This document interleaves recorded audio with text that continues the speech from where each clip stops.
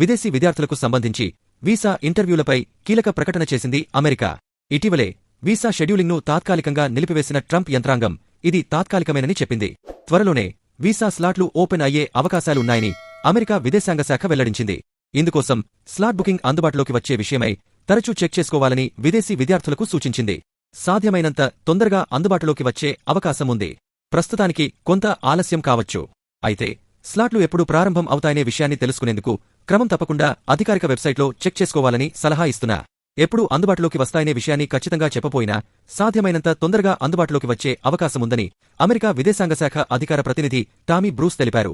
జాతీయ భద్రతను దృష్టిలో ఉంచుకుని నిర్ణయాలు తీసుకోవడంపై ట్రంప్ యంత్రాంగం దృష్టి సారించిందని వివరించారు. వీసా ప్రక్రియ కూడా అందులో ప్రధాన భాగమని చెప్పారు. వీసా అనేది జన్మహక్కు కాదని, ఇదో ప్రత్యేక అవకాశమని మరో ప్రశ్నకు ఆమె సమాధానమిచ్చారు. ఇదిలా ఉండగా అంతకుముందు విద్యార్థుల సామాజిక మాధ్యమ ఖాతాలను క్షుణ్ణంగా పరిశీలించాలని అమెరికా భావిస్తుంది. వీసా దరఖాస్తుదారులకు అనుమతి ఇవ్వొచ్చా లేదా అనే దాన్ని అంచనా వేయడం కోసం వారి ఆన్లైన్ యాక్టివిటీని అధికారులు తనిఖీ చేయనున్నారు. సోషల్ మీడియా వెట్టింగ్గా పిలిచే ఈ ప్రక్రియలో సంబంధిత విద్యార్థుల సోషల్ మీడియా ప్రొఫైళ్లను పరిశీలించిన తర్వాతే వీసా మంజూరు చేస్తారు.